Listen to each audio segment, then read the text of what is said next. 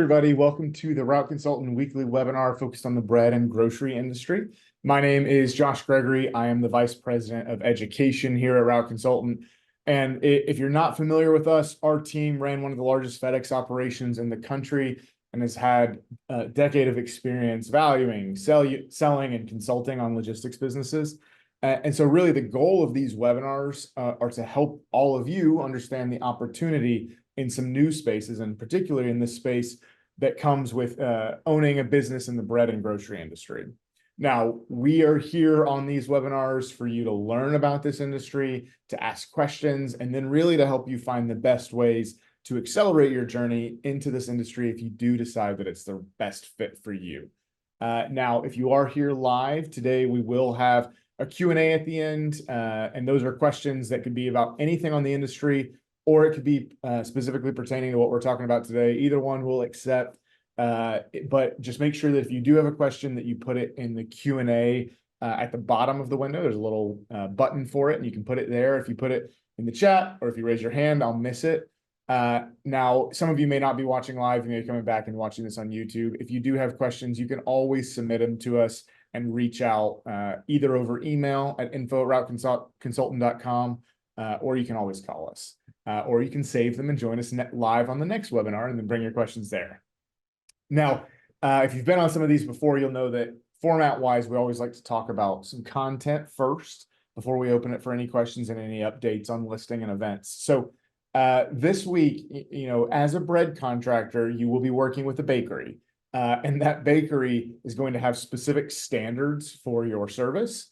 And in addition to that, some retailers will also impart their own standards that you have to comply with. So there's just some really critical metrics to understand here to make sure you're serving your customers properly and also doing everything you can to maximize your efficiency and still running a profitable business. So we're going to go through those today and really give some advice around how to best handle these standards. And so we've got Stephen Ryan back on to help with this conversation. If you haven't met Stephen, if you haven't been on one of these before, he is a current bread route operator with over a decade of experience in this space, working for different bakeries, operating his own routes, and growing it to the size where he can do things like this with us, jump on the webinar instead of having to focus on being on that truck every day. So Stephen, if you want to go ahead, you can jump on and say hello. Oh, good afternoon, Josh. Great to be back with you. Good to see you. Good to have you. So I think maybe the easiest way to start is if do bakeries have specific service standards that you have to hit? And what do those look like? Are they the same at all bakeries? Kind of talk us through it. Sure. Yeah, I would start with, as we've talked about before, knowing your contract. So if there's something specific in there that is organic to your region, I would want to make sure that I encourage you to know that so that you can meet that standard, whatever it might be. But thinking about it in broad terms, really in-stock conditions, as we've talked about, are our number one priority. And so we can break that down into manageable chunks if we start thinking about daily sales or weekly sales volume out of a store. And so when I started, kind of some best practices, some general ideas that were given to me from the previous contractor were sort of a scaled model where if a store did say $0 to $250 a week in sales, I would hit that account twice a week for a delivery. I would run a ticket, I would deliver product, I would bring out returns. 250 to 500 3 times a week, 500 to 750 4 times a week, and so on and so forth. So if you start getting up into accounts that are doing over $1,000 a week, you really want to make sure you're there at least 5 times. That can be tickets, that can be service, that can be merchandising, that can be talking to managers, but being in the store, working the store, rotating product, doing what you need to do to make sure you maintain the standard that the store has based on the volume that they do. Got it. Okay. So is that the easiest way to think about it? It doesn't matter the type of account, really. If you just keep it simple and look at the sales volume each store is doing, that's going to give you a good sense of how often you need to touch each to make sure your service is right. I think when you're starting out, that's a great way to think about it, plan your day. Of course, I would encourage you, if there's a slow store that's on, say, a A-B schedule and you're not supposed to go there for a delivery today, I would go on a non-delivery day. I would pull up, I would check on the store just so that you can start to learn what's selling, what's not selling, and better plan for the future, to really push the products that are moving in that specific area. All your national accounts, your major chains are going to have a 2 ticket a week minimum. Um, but really, like we've talked about with online shopping, with fulfillment, we're starting to see different metrics really around grocery online fulfillment. And so they're expecting somewhere between 95 and 98% fulfillment. And so there's a little bit of a gray area there where they're not really dictating how many tickets it takes for you to do that. But the expectation is that when the product is ordered, it is there and ready to be sold. Got it. And when you say a ticket, just to clarify, you're saying that is a time in which you deliver a stop and provide bread that counts as a ticket, or what defines that? Yeah, great question. So if you're in the store, if you bring product in, if you take product out, you're going to generate a ticket to report that. I know some bakeries, like Pepperidge Farm, they have the ability on their handheld to create a service ticket where if you go into a store and you don't need anything, you talk to a manager, you work back stock, you built the display, you can create a service ticket, and that will create a record that you've been in the store. Recently, we've started seeing electronic logins. And so if your retailers have that, use those, get credit for being in the store. It's a low threshold. It takes 30 seconds. It's easy to forget to do it. But if you've taken the time to go in, make sure you check in when you get there, check out when you leave. Um, I've had guys where they check in and check out as soon as they're in front of it. And so that data point shows you're in the store for 30 seconds. So, think about it from the retailer side. Make sure that you're representing their interests well. If you're a premium contractor, you're going to have no problem with that. You're going to look good on paper. Anytime they come into your stores, you're going to be standing tall. Yeah, and I want to come back to that point in just a second because I think it's important. But it sounds like a lot of the standards, at least from what I'm hearing, all come from the individual stores. Do bakeries, is basically all they say is keep each customer happy, and that's you've done what you need to, or is there anything else there?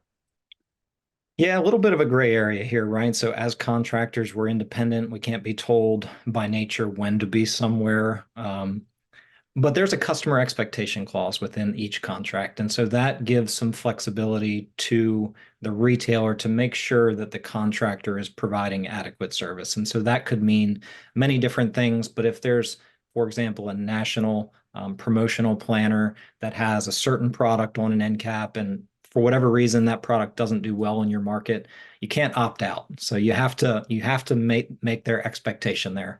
If you have slow stores and you're thinking 2 tickets a week, on a holiday weekend, say Memorial Day weekend, you can't come in, run a ticket on Tuesday and Thursday, and then take a 4-day weekend. So they're expecting, service on that Memorial Day Monday, on that Thanksgiving Thursday. It doesn't have to be you, but find someone that can. It doesn't take long, but just checking in with the store, making sure everything's taken care of, making sure the product looks good, it's merchandised well, is really going to go a long way in the relationship. Got it. Yeah, and so in this case, the customer is always right. It's that is actually something you're held to here. What would you say are the stores that are the strictest about kind of imparting these certain specific standards on you? Well, all of them. It kind of through COVID, it really changed the game. So, in my experience, here's a little personal anecdote. In my experience, during COVID, we sort of ran into some supply issues. Yeah. Restaurants were shut down, people weren't going to work, people were, buying product to cook at home. And so as we ran into those supply issues, all the big names were screaming for product. And so there were some situations where, the loudest wheel, gets the grease. And so I had to take almost a full load to a really big customer, and I didn't have anything left for the small guy. And so over time, the small guy started getting louder and louder, right? And so you really have to learn your customer. You have to do the best you can as long as product is supplied for you to make sure that everybody's taken care of from the top to the bottom. Got it. Okay. So everybody's going to have their own demands, but as we all know, some of these, like a Walmart is a lot harder to just ignore and you would never want to, because you can do so much more revenue at some of these stores too. So it's not just that they're the biggest, they're the ones that give you the most money. So it makes sense that that's the ones you want to make sure to maintain a good relationship with. Yeah, and you are business owners, right? So you have to make the decision that's best for your business. And so I would encourage you, if you're running into issues with supply, document it so that you have some sort of pushback. If you're being cut a lot of product, we've really worked through these as we've come out of COVID. Everything's opened back up. Supply has really caught back up with demand. But I would just encourage you, if you're having issues with supply, document it so that you can cover yourself when if there's ever a problem. Got it. Now, we've talked about how you have to make sure that there's always product there. I wouldn't really expect it, but is there any responsibility on you that there's a certain amount of product moved, or do they care just about that the product was there? Yeah, so there's not going to be any requirements on sales. Obviously, as we've talked about in previous webinars, if your region is growing at 10% and you're down 5, there's some room for improvement there, and you're probably going to start catching some FaceTime with some district managers. But they're not going to dictate a certain growth volume. Obviously, keep it in stock, keep it well merchandised, build your displays, try to find the best location for a display, and usually the product will sell itself. You can only do so much. You can present, but at the end of the day, it's up to the customer to provide to purchase it. And so present it in the best manner that you can, and the rest will take care of itself. Yeah. So I mean, obviously you want to sell as much as possible. That is, that's how you make your money. But there's minimum kind of thresholds of product that have to be there. And then growth is something, how much you can move is an added benefit, is what I'm hearing. Yeah, that's exactly right. I mean, if you're building a display, you want to make it look good. Don't put a display out with 6 units on it and think that meets the standard. A customer is going to buy a couple of those. And if you walk down an aisle and you see a display with 2 pieces on it, your mind thinks the subliminal message is this has been picked through. The only thing left is something that someone else didn't want. It doesn't look good. And so those are the things that the retailers are looking for as they see customers coming through their store. Got it. Okay. So we've talked about how you want to make your displays look really good. Do the stores care at all about how your drivers look in terms of uniforms, or do their trucks need to be clean? Is there anything like that that any of the accounts, require or are maybe happier about if you do certain things? Sure. Yeah, each store is going to have their own kind of standards on this. And to the degree that they're enforced is really up to the store manager. Obviously, I wouldn't come in flip-flops. I wouldn't come in with, earbuds on and a tank top. Um, Make sure that you're clean, presentable. Um, some stores don't like you talking on the phone when you're in there. So if you have a phone call, step outside. If you have to take it real quick, you're not going to get a breach of contract notice over it. But each store is going to have their own thoughts on how you should present yourself in the store. Some are going to require a badge, some may not. But it's a good idea to have one with your picture on it, your name, the company you represent.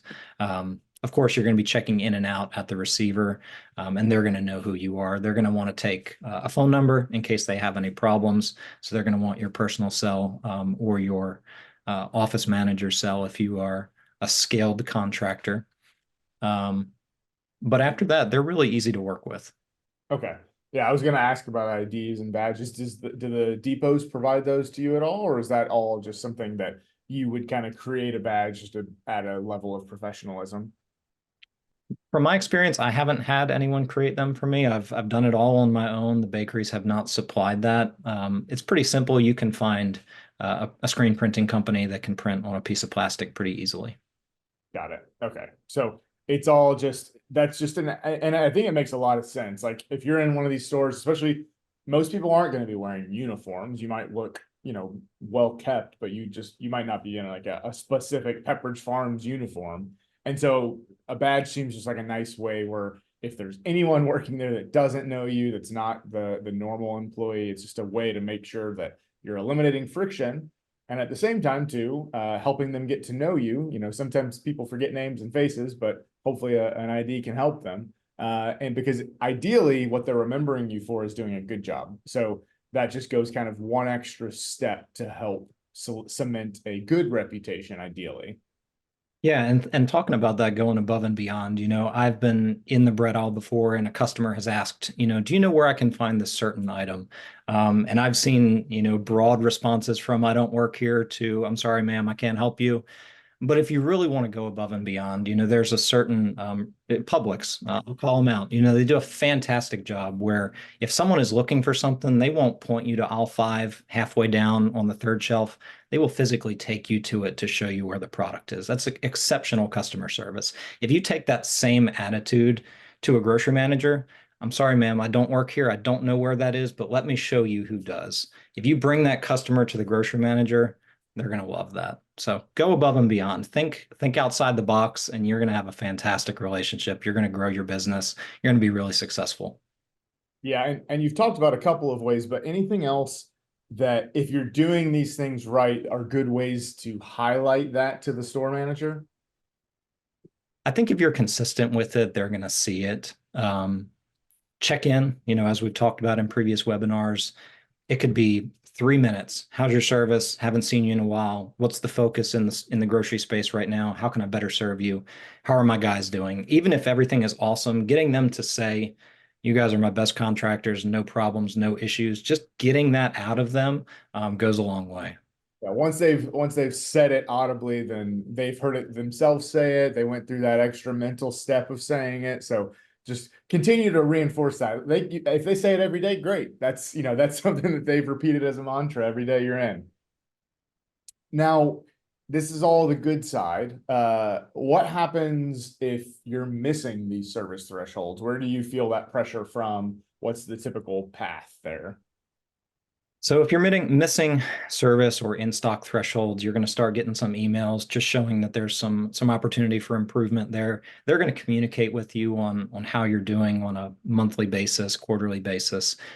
If it's an ongoing issue, you're probably going to start getting some visits from a district manager. You're going to start getting some pictures. Again, if it continues to progress further, probably some breach of contract notices.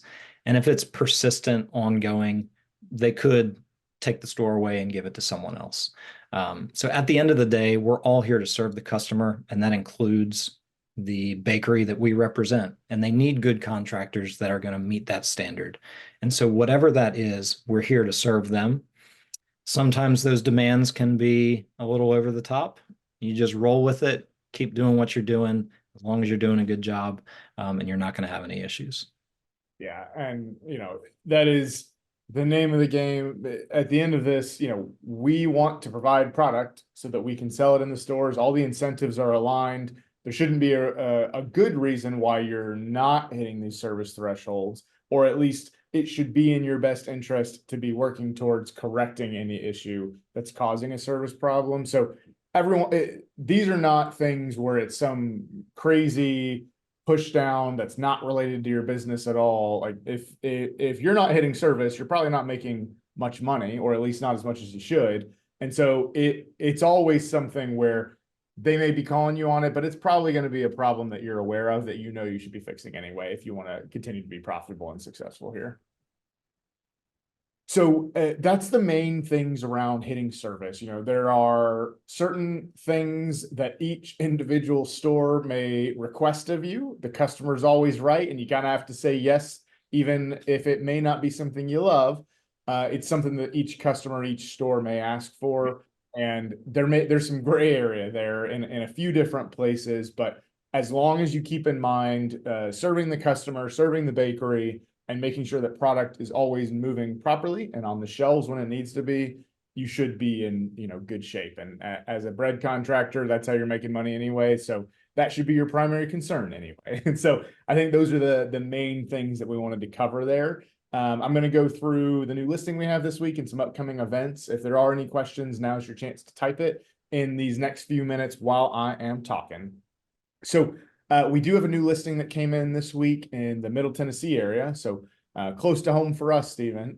It's a listing with three active accounts doing about $7,500 a week, and it's listed for $145,000. And so it's doing close to 790K a year. And it is a well-run operation in a pretty dense area. There is no vehicle included, so if you are interested in this, we can have some further conversations about how we might add a vehicle in, but just know that's going to be an additional part of this. Now, event-wise, just a couple of things to highlight for you all. One, these webinars are always here. So this is going to be a place where we can come together, connect, ask questions on anything that you have. We also have happy hours across the country. If you want to meet with us at any point, the next one is actually next week in Baltimore. So if you're out in the Baltimore, DC area, I believe it's June 6th. And you can come meet us in person, ask questions, get to know us, get to know other contractors in the area too. We also have one-on-one courses if you're trying to learn more about the space that are completely free on our website. And then if you're looking to take the next step after that, is our new investor summits, where it's really designed to teach you as much as we can in a crash course, and then follow that up with an in-person class in our offices in Nashville that are really designed to help solidify your feelings on the space, whether you want to pursue it or not, answer your final questions around it, introduce you to some vendors and some partners that we think you should know, and get to engage with our team and with Steven to really set you up for success as you decide to move into the space. And the next one of those is actually June 26th. So that is, again, or June 27th. And that is in our office in Nashville if you're looking for the next one. And then the last one I always want to highlight is we do our giant contractor expo in the summer. And this year it's actually August 1st through 3rd. So the first week of August, and it's in Dallas. And so that's just a time free to attend. All the food and drink are provided. All the content is provided by us. It's really just a way for you to come learn about a few different industries in the logistics space, bread being one of the principal ones, and figure out who are the right people to talk to, meet in person. It's, we're going to have thousands of contractors across the country all in one place. All you got to do is book a hotel room and get out there. So if you're interested, feel free to register, get signed up, and we would see you in Dallas in a few months now. We're getting close. So other than that, I wanted to thank everybody who's been on today, and Steven for being here as well. We will see all of you next week on the next webinar.